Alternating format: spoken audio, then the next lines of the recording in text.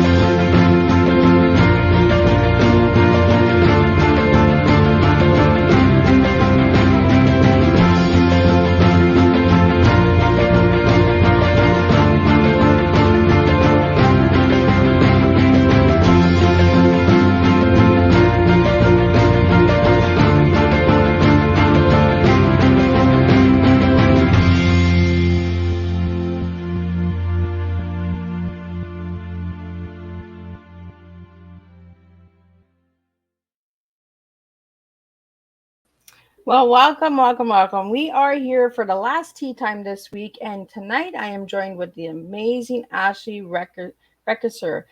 I hope I'm saying her last name right. I'm going to get her to say it when she comes out, but I'm pretty sure I am. So tonight we're going to be talking about composing, composition, music design, all of that good stuff. So sit back, grab your tea, grab your coffee, grab a beer, grab a glass of wine. You don't need to drink tea on Tea Time with Miss Liz. So we're going to get started with the disclaimer and a little bio intro to Ashley, and then I'm going to get Ashley to join me, and we're going to spill a good, strong TEA with the music tonight on Tea Time with Miss Liz. So the disclaimer for Miss Liz's Tea Time live show. Miss Liz myself is going live using StreamYard. Before leaving a comment, please grant StreamYard permission to see your name at StreamYard.com. Please be advised that the content brought forward for any Tea Time show hosted by Miss Liz myself is always brought forward in good faith, however, may bring forward dialogues and opinions that are not representative of my platform. The facts and information are perceived to be accurate at the given time of airing. All Tea Time guests and audience participants are responsible for using their good judgment in taking any action that may relate to the discussion. The content brought forward may include discussions for some where they may be emotionally at risk. It is significant to note that this show is engaging in discussion forums only to offer and inspire awareness and connection and is not providing therapeutical advice. If you have any questions about the disclaimer or the panelist discussion, you may freely contact me, Miss Liz, through my email at bookingmissliz@gmail.com. Moving forward, should you choose to voluntarily participate in tonight's show in any aspect, I myself, Miss Liz, welcomes you. And should you decide that the show is not made for you, I will see you at a later show at a later date and time. And again, all tea times this year are done on a Thursday, unless it's a rescheduled tea time. So now I'm going to give you a little bit on Ashley, and then I'm going to get Ashley to come in here, and we're going to just spill a good, strong musical cup of tea tonight with you. So if you feel like dancing, get up and dance. If you feel like asking questions about music, design, visual arts, get those questions ready and put them in the comments. So Ashley Weckesser is an Edmonton, Alberta-based composer and interdisciplinary artist working in the fields of music and sound, visual arts, and theater. An early career artist, her instrumental and graphic scores worked here premiered at the University of Alberta Convocation Hall through the University Experimental Improvisation Assembly, the XiMe. I'll get her to share a little bit on that. On Contemporary Music Assembly and Edmonton's Ultraviolet Assembly. A recent graduate from the University of Alberta, she has studied compositions with Dr. Mark Hannesson and Dr. Scott Smallwood. Her current interests involve music design for video games and films, producing animated graphic scores, working with advanced music software such as Max MSP, and in visual arts. Her work has won awards for the best video game and auto design, multiple university scholarships, and recently her animated graphic score, A Composer Nightmare, has been featured in the Toronto 4th Multicultural Film Festival in 2021. For Ashley's full bio, you can check her out on Miss Liz's Facebook page, LinkedIn, and all of those good pages. Now, I want to get Ashley in here. I'm going to grab a sip of tea and get her to share a little bit on who she is. So, welcome, Ashley. Hi. So, Ashley, could you share a little bit on who you were as a little girl and who you are today? So as a little girl, I was much smaller than I am today. Uh, when I was younger, I always got into mischief, always going on adventures. I always just had a very curious mind, and I am proud to say that I have retained that same curious mind and that same mindset of getting into mischief all the time. So, mischief has gotten you into music, correct? Yep. So, how did that help you stay out of trouble? Music? I think it's putting me into more trouble. So, for the viewers and listeners out there that are watching Tea Time tonight and that will watch the replay, can you tell us a little bit about who Ashley is and how you got started in writing music? So I got started writing music, I guess, professionally when I first started university. That was my first exposure to formal training in music and all kinds of music. When I was younger, I did compose music. That was simply because I wanted to sound good on the piano, but I couldn't really read music very well, and my musical ear wasn't very good, so I couldn't replicate what I heard. And so, I still wanted to go off in front of the adults whenever we had guests over, and so I would just compose my own things on the piano, and it kind of, I continued to compose, but not, I'd take it seriously until I started university. So, how young were you when you started playing piano? Oh man, that is a that is a great question. Whatever age people are at when they're in grade two. Yes, grade two. Grade two, so about 5 or 6, I guess. Yeah, I think so. Because That sounds about right. did you Go with that. did you do junior kindergarten and all that good stuff, or did you just start in kindergarten? I did kindergarten and I did a little bit of preschool as well. Okay, yeah, so about 5 or 6. Okay. Yeah. Yeah. So Ashley, what was your number one composition that actually got noticed by public? Are you referencing the one that got awards in my bio?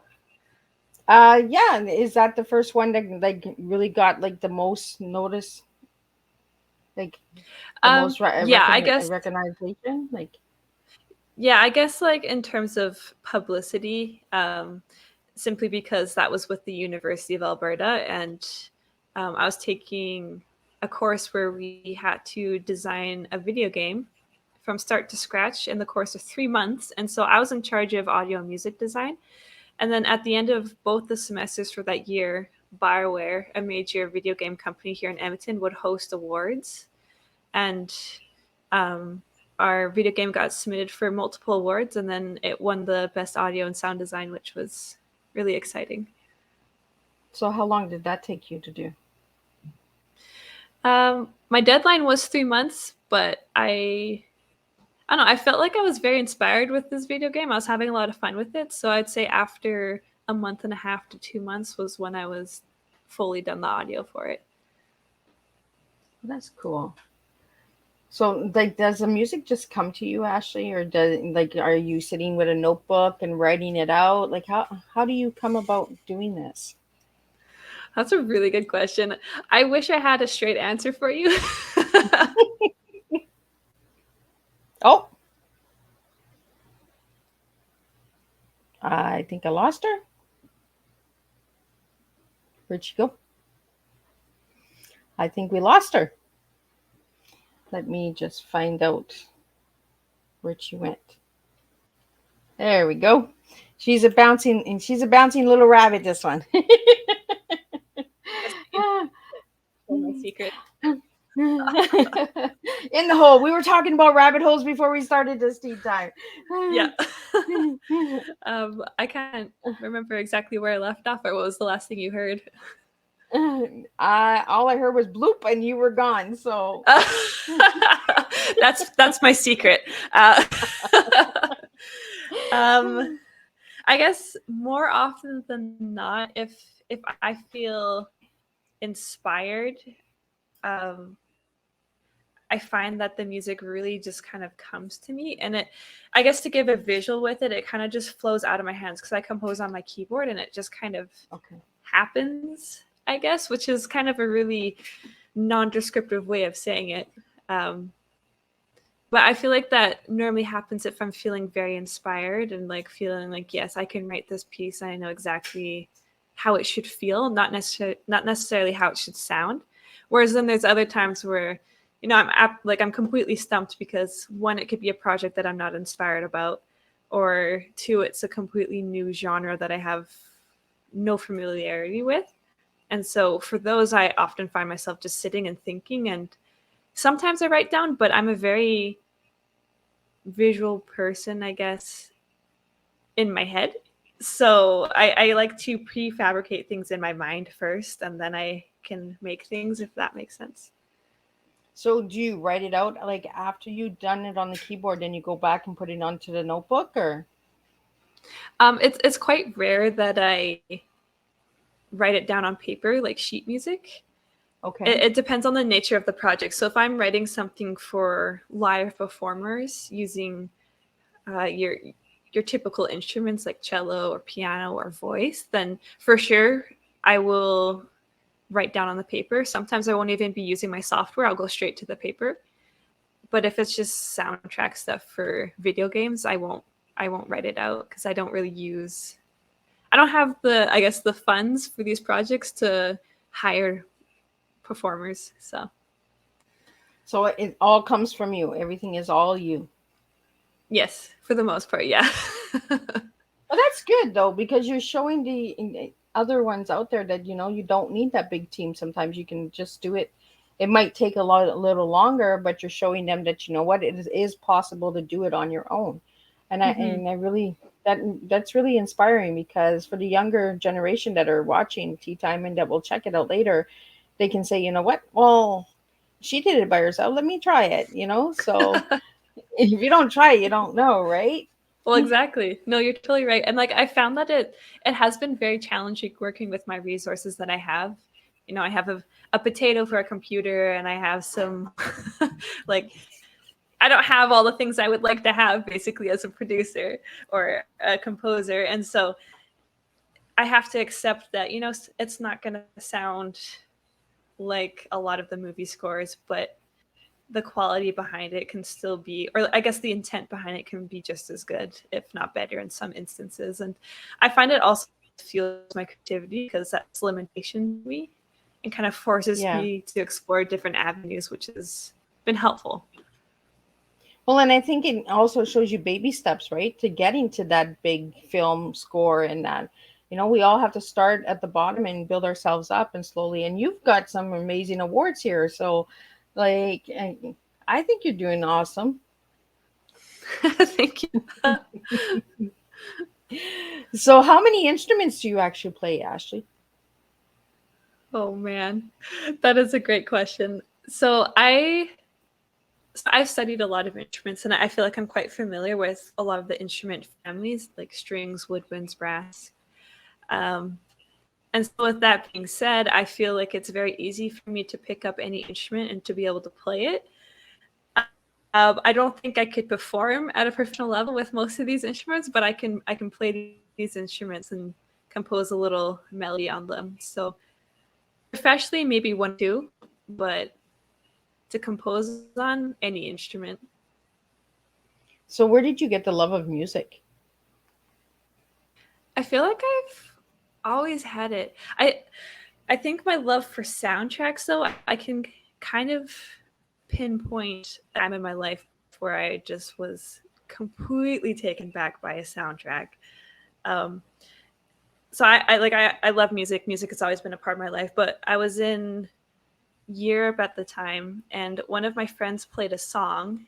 It was one of the songs from How to Train Your Dragon. It's called Forbidden Friendship.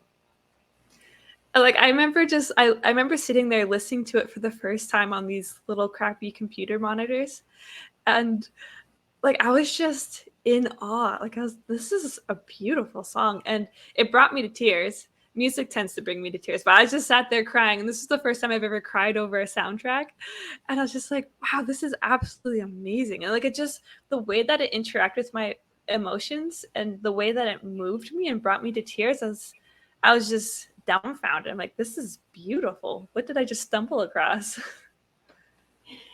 And I love that you say emotions, because music and emotions do go together, right? Oh, absolutely. Yeah. Like you can tell, like when you listen to a hard song, like we were talking about this in the back, you know, like when you listen to a heavy metal song or like a heavy rap, you know, you're like, you know, like you said, your friend makes soup and listens to rap, you know, so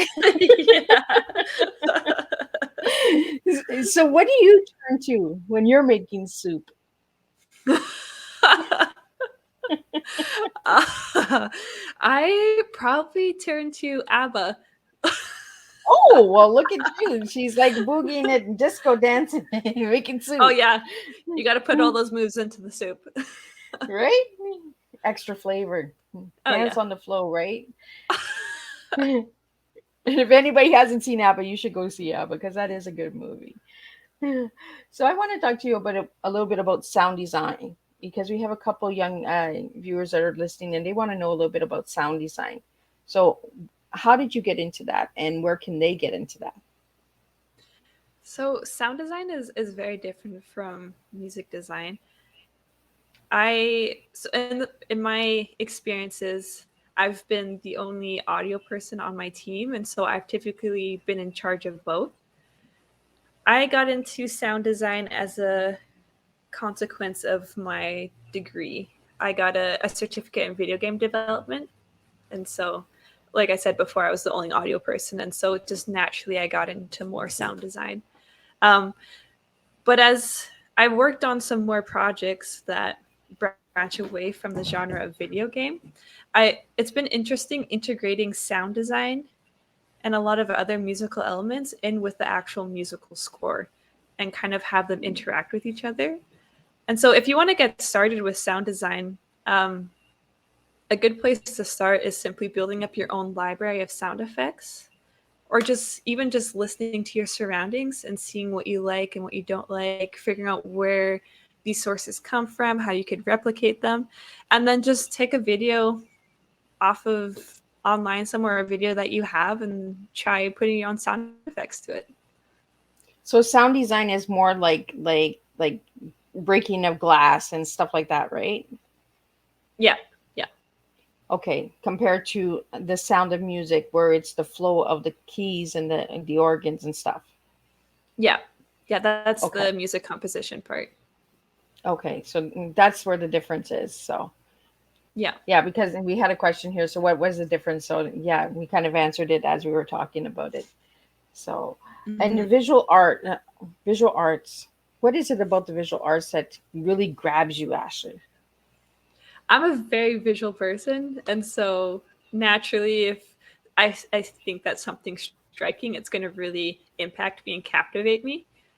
And so, yeah, I don't know. My mom, she was an artist. She did a lot of graphic design. She was always doing arts and crafts, and so I feel like that kind of rubbed off onto me, I guess. And like, I love art. All the visual arts, I think they're just beautiful. Yeah, because when I asked Ashley for her favorite color, she gave me a list, this girl, and she gave me like detailed colors. I was just like, okay, it's not a yellow, it's a mustard yellow, it's a russet orange. Okay, I got it. I should have gave you hex values for them. And I was like, no, I kind of like that, because, you know, most people will give me one color, but you gave me like a whole range of colors. And I try to wear the colors that my guests give me. So I'm like, okay, what do I have that has most of these colors? So that's why this top is on, because it's got like a little bit of the mustard in it, and then it's got the rusted orange in it. So I'm like, I think I got a couple.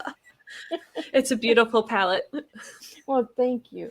So what is it about those colors? Because I do have the colors here. So let's start with the first one. And the first one is the mustard yellow. So what is it about mustard yellow? Oh, that's honestly, I don't know. I feel like these colors just kind of evoke emotions that are just inexplicable. It's kind of like asking somebody to describe the taste of salt. Well, I noticed like the most of the colors you gave me, like you gave me mustard yellow, you gave me copper orange, brass yellow, gold, burnt orange, tan, linen, navy blue, and teal. And they're kind of like spring and fall colors. Mm-hmm. So do you Yeah. like, what is your favorite season? Spring and fall. And that's where the colors come from. So the colors come from the seasons that really draw Mhm. you. So in your Yeah. music, do you find that you go to those kind of colors? Like I feel colors have like sounds to them as well, right? Like they have like different tones. Do you feel that Mhm. way? I think that's really interesting because I've heard that before. A lot of people, I even had a class where one of my professors was like, what color do you see when you hear this note?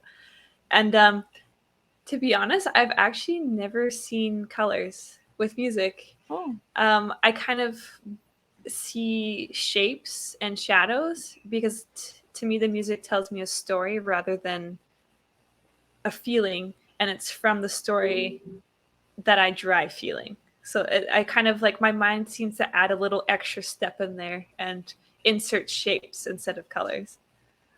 well, that's different. That's really interesting that you see that, like you see shapes and shadows. So Mhm. like are they like different tones of shadows? Maybe that's where the colors come in, is the shadowing of the colors? It's totally possible. I think it's really abstract, and you're actually the first person to ever kind of dive deeper into it. Normally, they kind of give up with the conversation as soon as I say shapes. I like deep. I'm a strong T, so I like to, Yeah, really get into it and figure out why we do what we do, right? Why yeah. you're attracted to this, and why your heart feels, and your purpose and your why feels that I need to do this. It brings me Hmm. joy. It brings me, it inspires me. And your music has inspired a lot of people because you've gotten those awards. So obviously there are a lot of people that really enjoy your music as well, you know. Hmm. Which one did you enjoy doing the most, Ashley? Out of all of my projects, Yeah, out of all of your projects, which one is your baby? oh my. Choosing a favorite child. Um,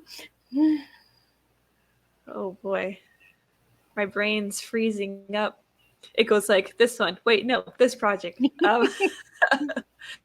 I think the most memorable project for me. Uh, I was saying these words to hope that my brain would choose a certain direction and choose a project, but then it started panicking again. Oh my gosh. Okay, the most avant garde, the most out there, unorthodox project I've ever worked on, and for those reasons it's memorable, is A Composer's Nightmare. So the nightmare one is the one that. Yeah, the animated score. That is by far the most bizarre musical creation I have come up with. And that's the one that you did for the video game, correct? No, this one is the one that was entered into the Toronto Film Festival. Okay, yeah. So what was it about that one? Like, is that the one that you worked the hardest on, or? It was very challenging, but for different reasons. It was difficult because this type of notation, it's animated, and so it required me to be able to know how to do flip pad animation.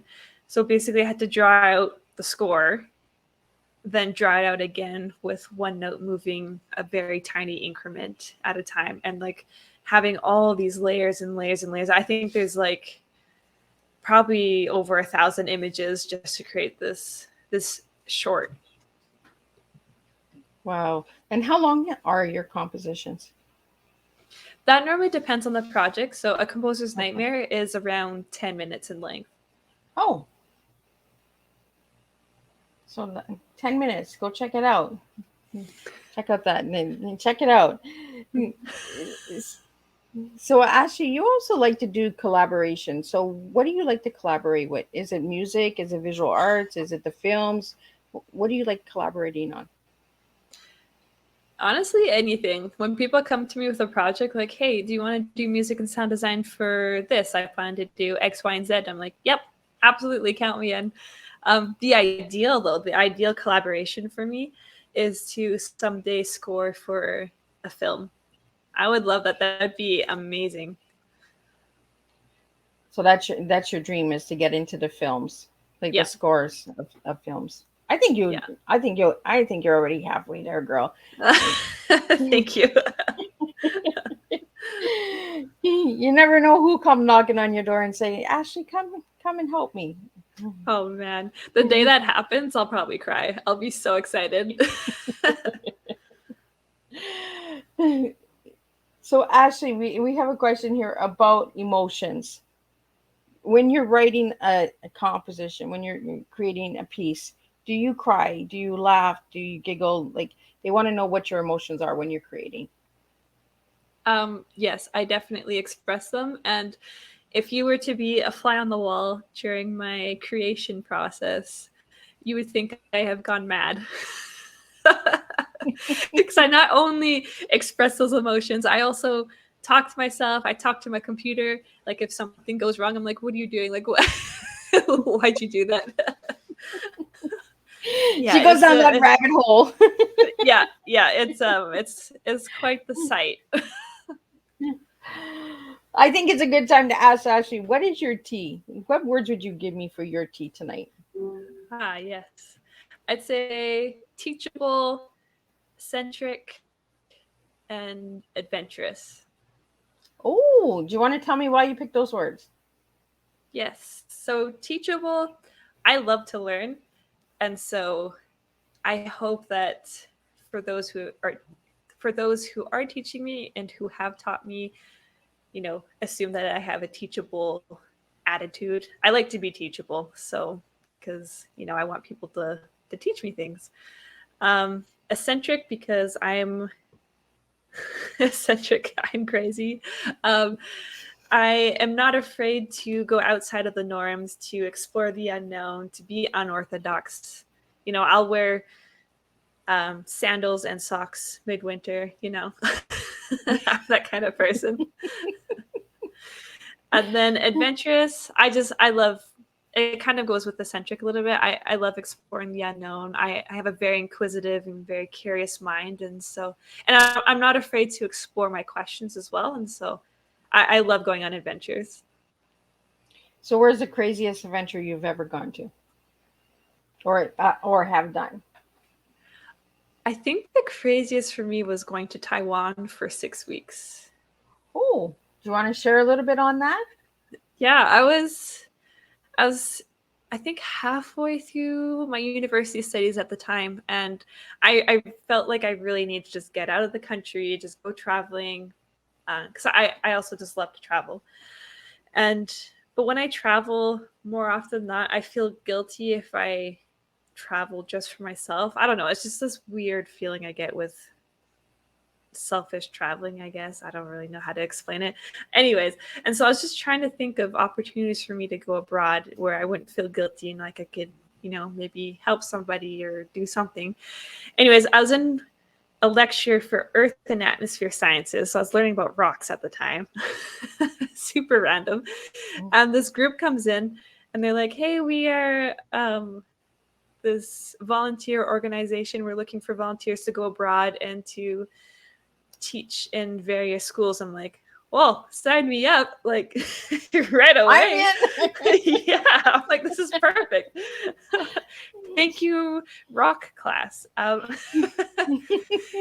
Anyways, and so through this organization, I get set up to go to Taiwan and volunteer at this elementary school. And the school had arranged for me to have host families. And I fly to Taiwan halfway across the world, not knowing anybody who I was going to meet. I didn't know anything about the culture because this was my first experience with the Eastern cultures. And I didn't know any of the language. And yeah, it was quite a distance to travel by myself. And I didn't think anything of it until the plane landed in Taiwan. I was like, what the heck am I doing? Like, where am I going now? Yeah. But it was honestly the most amazing experience ever. And if anybody out there wants to travel somewhere, I would highly recommend going somewhere where you know absolutely nothing about and just being open to it. I told myself on the plane, I was a little bit afraid about the cuisine of that area. And I told myself that I had to try everything at least once before I could say I didn't like it. And I feel like that just really opened me up to everything else. And like, it was amazing. It was incredible. So how long was that trip for? That was for 6 weeks. Oh, well, look at that. And did you learn anything different from Taiwan, like music-wise, or? Oh, yeah. I actually bought an erhu, which is a traditional instrument they have. And I bought one there and brought it back with me. So what kind of sound does that make? Well, when I play it, they say it sounds like I'm killing chickens. It's supposed to sound nice. It's really hard to describe. So is it like a horn? Is it like a flute? Like oh, okay. It's so not what like does this thing look like. It's definitely not like a chicken. It's picture it. It's a string instrument. Okay. It has two strings on it. But so violins, how they resonate, how they get the vibrations out into the air, it's through a wooden frame. Okay. Whereas an erhu, it sends the vibrations. It has a wooden frame, but it also has some sort of reptile skin. I think it's snake or something. And the way that it's structured well, it gives the string resonance a slightly different texture. But yeah, if you looked up erhu and people playing erhu, you would recognize it. It's very, very well known. Oh, I'm going to have to check it out. And you'll have to send me a video of you killing some chickens. Oh my gosh. Will do. So Ashley, when it comes to music, for the younger generation out there, what do you want to encourage about music to them? I want to encourage expression and emotion. I think music has these very beautiful qualities and characteristics about it that allow us to really connect with our emotions, but not only our emotions, but our subconscious as well. And I feel that it kind of helps us to connect emotionally with others as well, not just with ourselves. And so I would really encourage to express yourself through these emotions, to be willing to listen to other people expressing these emotions. And I think you'll surprise yourself with how beautiful of an experience you can have and how connected you can actually feel to maybe even complete strangers. I like how you put the expression and the emotion together, because it's the connection of human contact, right? And the music that in the body and the emotions play. So when you're working with other people on different projects and that, are you very expressive? Are you like really deep, like a deep thinker, get into the emotions? Like, are you that crazy mad lady that you're like in the room there talking to the laptop, or are you more laid back when you're working with people? I'm definitely more, I have more filters on when I'm around people. She's not going down no rabbit holes when she's with people. Yeah, I try not to. When I do, I get a lot of weird looks and they just start laughing at me. I think I guess from experience from a lot of my collaborative projects, I kind of act like a sponge in a way, and I kind of sit back and just take in everything. Like I try to create this story and try to understand the story and the messages to be told, and I try to understand the emotions, the sentiments behind everything, and then I try to kind of create, I guess, that shape. I guess the shape is probably the best way to explain it. Like this I don't know, this being, it kind of creates something magical. I don't it's really hard to describe. And then I try to infuse my music with that. Oh, I love that word infused. That's really a strong word, And you're talking about the sponge, how you're soaking it all up, right? And then somebody just comes and squeezes that sponge, and then poof, it opens up and everything is out, right? So I like the way that you describe that, because that's how you put a music together, right? You put it all together in this big pot. It's like that soup again. We're back to the soup. Yeah. And we just, scoop the soup out. And we actually have like a magical piece that we had no idea where it was going to go or how it was going to come together. But at the end of it, it came as a beautiful piece, right? Mm-hmm. And I like that you keep mentioning like the sponge got a shape, and the rocks that you went like on your journey, it's the different shapes that really grab you. It's the shapes and shadows of things that, Mm-hmm. and I think that's really interesting, and it's really, really deep emotions, because like a sponge is light, right? And then the rocks are heavy. So it's almost like you're getting a light sound and you're getting a hard sound and you're getting, then you're getting a medium sound. So it's almost like Miss Liz is going to create a song here. I'm gonna get Ashley to squeeze the sponge to play and kill the chickens and go down the very rabbit poetic. hole. It's gonna be a magical piece, and we'll just call it Miss Liz's Crazy Tea, right? Yeah. Okay, I want to get into soundtracks because you're big on soundtracks. So for people that don't know what soundtracks are, could you share a little bit what that is? I'm sure people do, but not everybody might know what a soundtrack is. Mm-hmm.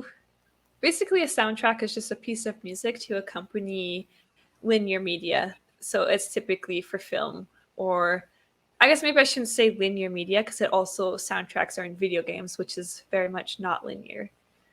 So yeah, it's piece of music to accompany media. So have you ever done one for a comic book? No, but I would love to. That sounds awesome. Right? I was just like, I could see you doing a comic book. You got the sponge, you got the rocks, you got like all these superheroes are coming in, they're moving the rocks, and that would be awesome. That would be so cool. I think that would be cool if we started having, pieces for comic books. You open up the comic book and you got this piece, That's actually really interesting that you do that, because for one of my projects in university, I programmed my own version of X's and O's. So it's just kind of like a tabletop game, but I didn't have the time to actually make a physical copy of it. It was just on the computer screen. And the way it was programmed was that it would produce a soundtrack music, I guess a soundtrack that was custom made to the two players playing that game. So when the players would move their pieces around, it would directly alter and influence the soundtrack. And I wanted to be able to figure out a way to do this on an actual physical copy, and it would actually produce music as you played it. Oh, look at that. See, we opened the door. She's going to get to work. She's going to new project. Miss Liz just gave you a project. I gave you homework, Ashley. Excellent. I've been missing homework. So I want to understand a little bit about the MX and the MSP. What is that all about? Actually, that's great that you just asked that, because the project I just talked about, the programming bit, that is Max MSP. So it's an advanced music language. So it's a software that allows you to program, but a lot of the program presets that it has are around music. So for example, I could take a webcam and I can make it track my hand. And I could say that when my hand is at this height, it will send values to that program. And I could say, play this note. And then when I move my hand, I just get it to track all these values, and I can program it in Max MSP to play back different sounds. So the higher the hand, the lower the sound, or the lower the hand, the higher the sound? Well, it could be whatever you want. And like, that's what's so beautiful about this program, this software, Max MSP, is that really the world's your oyster. You can do a lot of incredible things with it. So, and you're also into animated graphic scores. So could you tell us a little bit about that? Yeah, so A Composer's Nightmare, the one I was talking about, that is an animated graphic score. I'm not sure if I've completely made up that term. I'm not too sure. I have yet to find somebody else who's ever done the same thing as me. So I'll try to explain it is, which is a difficult thing to do because an animated graphic story is something that's super visual. But imagine a piece of paper and it has notation written on it, so sheet music. So think of like your piano book. That's just traditional notated music. Now imagine an image is inserted in the middle of that sheet music, middle of the notes, and that image could potentially be interacting with the notes, or there could be shapes on it. That is known as a graphic score. So that means that the performer can, look at that square and interpret that square instead of the notes, or interpret how the notes interact with the square. An animated graphic score is that I've taken it one step further. And so we have a graphic score, but it's moving. And so now the performers don't have, not only have to worry about just the images inserted into their score, but 1 second their quarter note could be there, and the next second their quarter note could have turned into a stick figure. Wow. That's truly amazing. Like, we don't understand all the little things that are to put music together, you turn on a song and you're just like, oh, that's a cool song, but you don't understand all of the work that's in behind that song and that piece, right? There's many different steps. So how many steps is in a composition? Or does it go different steps, like different levels? Like, how does that work? The steps could be anywhere from 1 to an infinite amount. It's dependent on the project, but it also depends on how they choose to think about things as well. There can be a lot of steps. So there's like different. So when you're putting a piece together, do you start a little bit over here, a little bit over here, and then you just bring it together, or do you just take it step by step? I follow the steps when it comes to polishing and doing, like, finishing up the final product. But everything before that, it's derived from that image, that character I've created, that shape that's in my mind. And so that is, I don't know how that normally happens. It just kind of flows at that point. So kind of like just like a smooth cup of tea that you just take and you spill on the floor. It just kind of flows together. Yeah. And then I follow the steps to publish that tea spill. I'm going to get her to do a piece yet. So I want to talk to you a little bit about the incredible people you worked with. You worked with Dr. Mark Hannesson and Dr. Scott Smallwood. So do you want to share a little bit on those guys? Yeah, they were my professors. They were patient enough to deal with me and my crazy ideas throughout my university career. And they're very talented professors, and they had a lot of great insights for me to help me learn and grow as I studied at the U of A. So we have a question here for you, Ashley. Who inspired you to do the work that you do?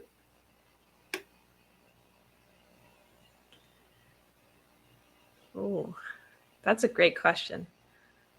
I feel like different people inspire me for different reasons. So I guess a very generic answer would be just life. inspires me. But yeah, for very specific reasons, I have different people that inspire me for certain things. So. Well, thank you for sharing that.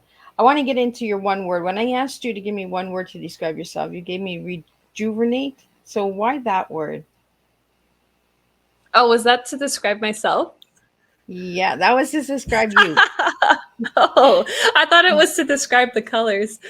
Oh, well, look at you. I keep you on your toes tonight, girl. Yeah. Now I have to think rejuvenate, how that describes me.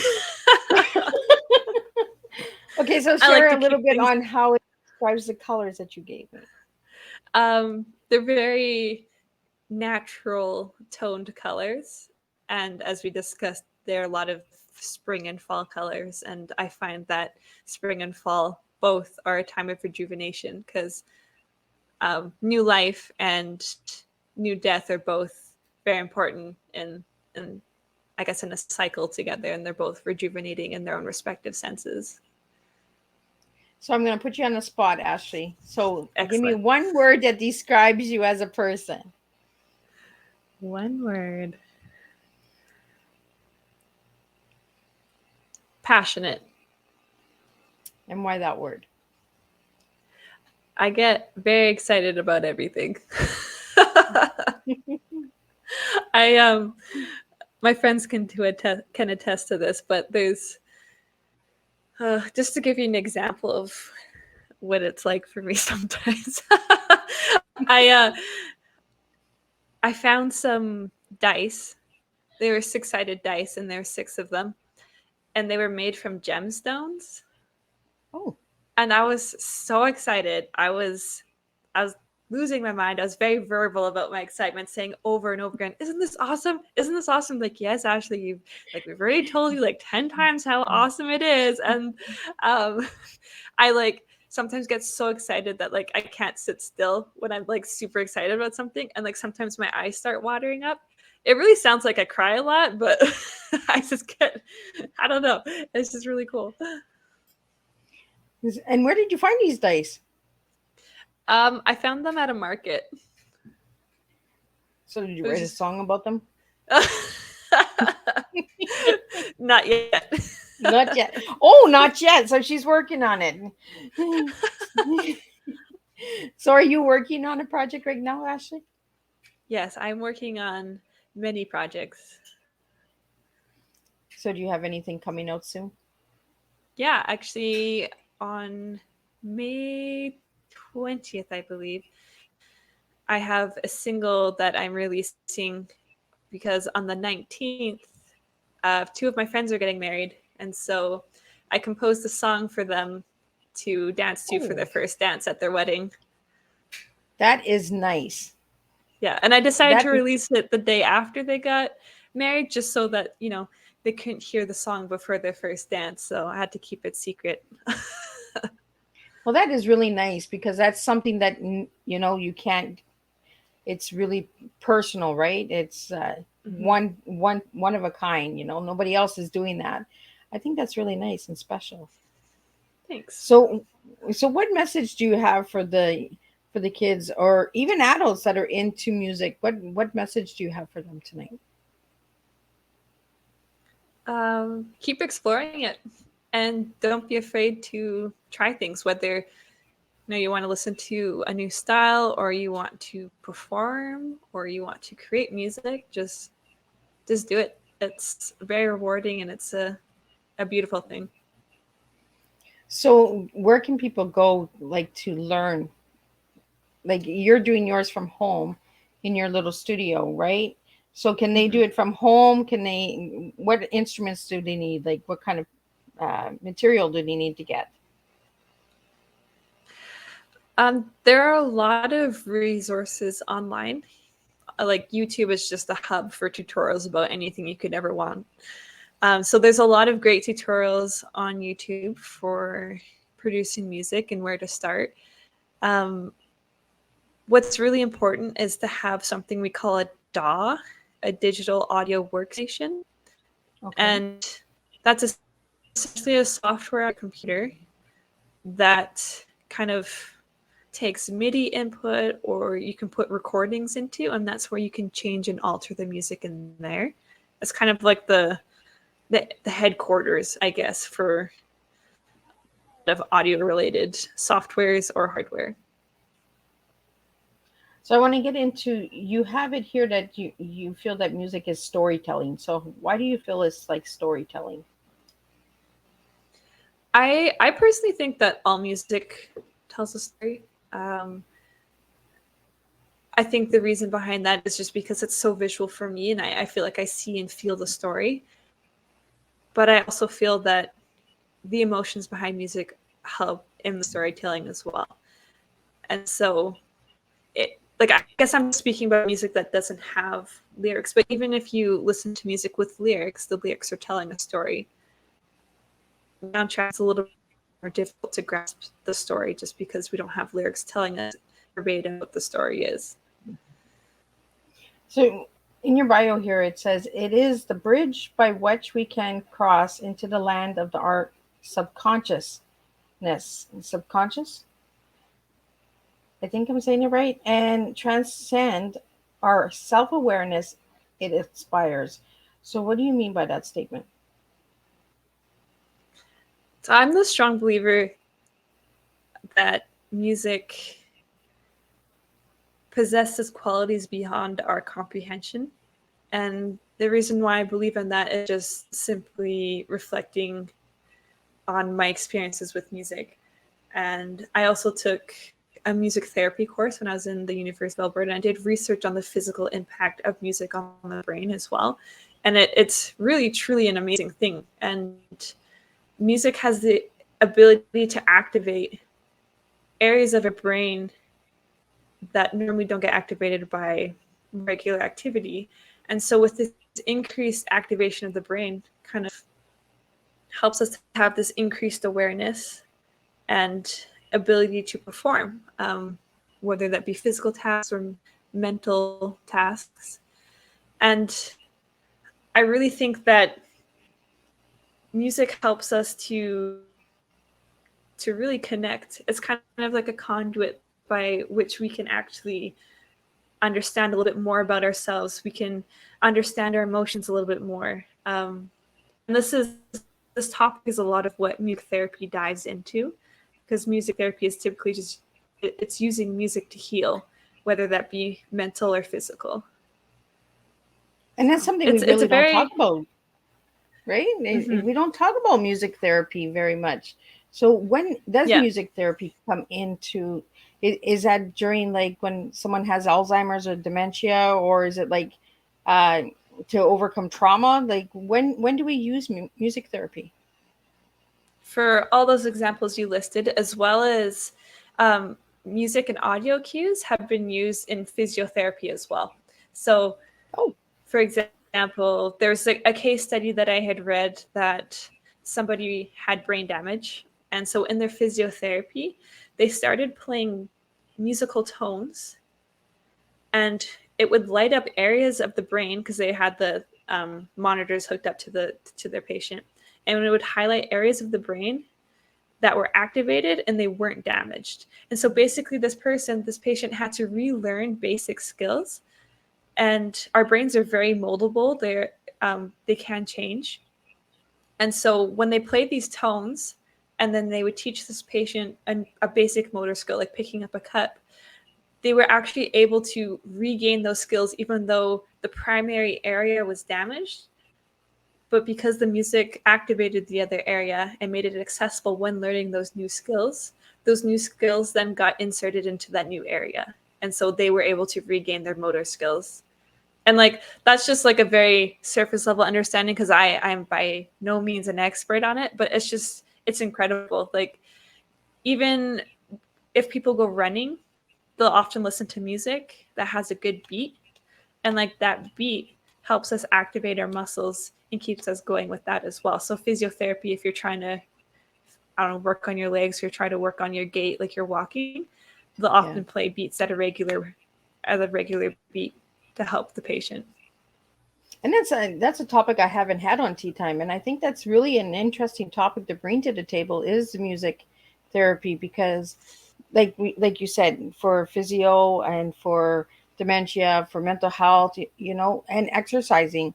Like when we go for our walks or we do exercise for 30 minutes or whatever, we have music in our ears a lot of times. So uh, the music does work with the body a lot. Hmm.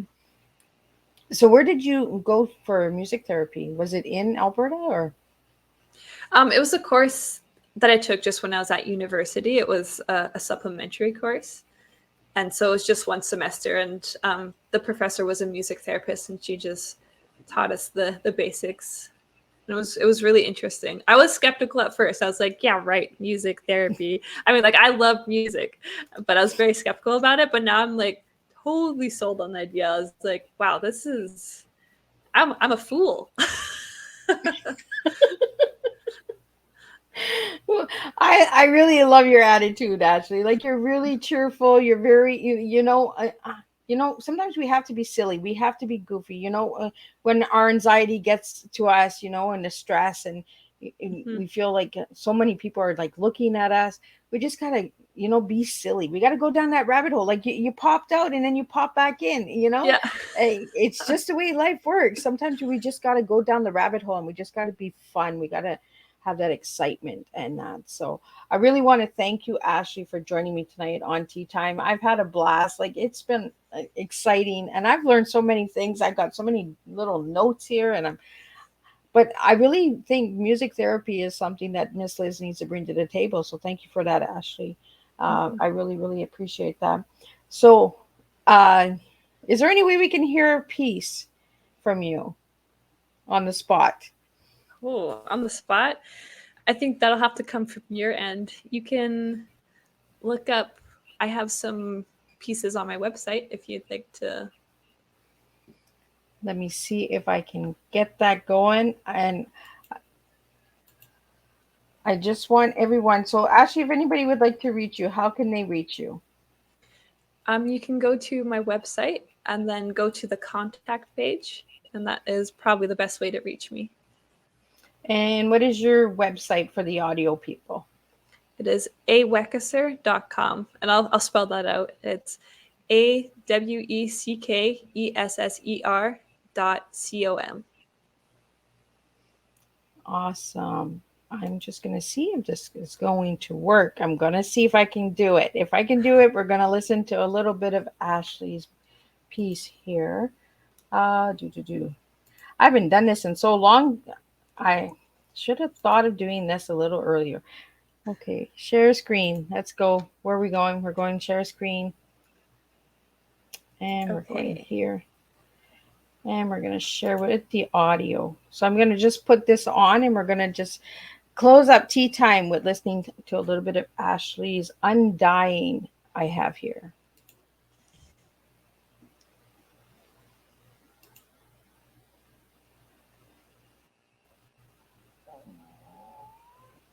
I am hoping that it's going to work. Let's see if this is going to work. You let me know if you can hear it, Ashley.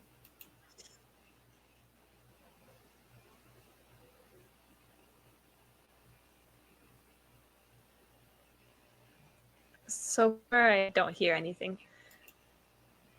You don't hear anything? Well, I'm going to. Oh, can you hear it now, Ashley? No. No.